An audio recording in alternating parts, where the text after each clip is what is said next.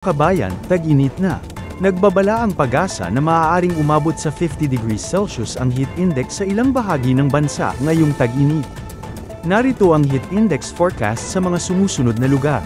Metro Manila 41 degrees Celsius, Naga City 36 degrees Celsius, Legazpi City 38 degrees Celsius, Cebu 44 degrees Celsius, Davao 42 degrees Celsius, Boracay 45 degrees Celsius, Palawan 43 degrees Celsius, La Union 46 degrees Celsius, Baguio 30 degrees Celsius, pero posibleng umabot sa 33 degrees Celsius.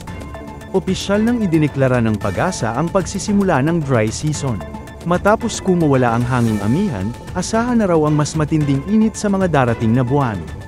Samantala, ang payo ng mga eksperto ay, manatiling hydrated, umiwas sa matinding sikat ng araw, magsuot ng magaang at preskong kasuotan, iwasan ang labis na outdoor activities sa tanghaling tapat. Samantala, balitang